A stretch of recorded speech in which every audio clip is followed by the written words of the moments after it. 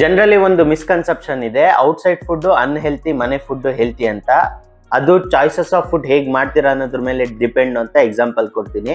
ನಾನು 10th ವರೆಗೂ ಮನೆಯಲ್ಲೇ ಸ್ಟೇ ಆಗ್ತಾ ಇದ್ದೆ, ಮನೆ ಊಟನೇ ತಿಂತಾ ಇದ್ದೆ. ಔಟ್ಸೈಡ್ ಎಲ್ಲರೂ ಓಡಾಡುವಾಗ ಎಗ್ ಪಫು, ದಿಲ್ಪಸನ್ನು, ಕೇಕು, ಐಸ್ ಕ್ರೀಮು ಈ ರೀತಿ ತಿಂತಾ ಇದ್ದೆ. ಅನಾರೋಗ್ಯಕ್ಕೆ ಒಳಗಾಗಿದ್ದೆ. ರೆಗ್ಯುಲರ್ ಜ್ವರ ಎಲ್ಲ ಬರ್ತಾ ಇತ್ತು, ಅವಾಗ ಫಿಟ್ಸ್ ಬರ್ತಾ ಇತ್ತು, ಆಸ್ಮಾ ಪ್ರಾಬ್ಲಮ್ ಇತ್ತು ಅಂತ ಅನ್ನಲ್ಲ. ನಮ್ಮ ತಂದೆನೂ ಬೈತಾ ಇದ್ರು, ಕರೆಕ್ಟಾಗಿ ಊಟ ಮಾಡಿದ್ರೆ ಇದೆಲ್ಲ ಆಗ್ತಿರ್ಲಿಲ್ಲ, ಅನ್ಯಾಯವಾಗಿ 300 ರೂಪಾಯಿ ಹಾಸ್ಪಿಟ್ಲ್ ಬಿಲ್ ಕಟ್ಟಂಗೆ ಮಾಡಿದೆ, ತಿನ್ನಂಗಲ್ಲ ಉಣ್ಣಂಗಲ್ಲ ಅಂತ ಬೈತಾ ಇದ್ರು. ನ್ಯೂಟ್ರಿಯೆಂಟ್ ಫುಡ್ ಏನಂತ ಅಂದ್ರೆ ಅವ್ರಿಗೂ ಗೊತ್ತಿಲ್ಲ.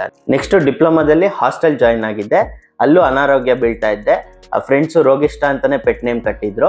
ನೆಕ್ಸ್ಟ್ ಇಂಜಿನಿಯರಿಂಗ್ ಸೇರ್ಕೊಂಡೆ, ಅಲ್ಲೂ ಹಾಸ್ಟೆಲಲ್ಲೇ ಇದ್ದೆ.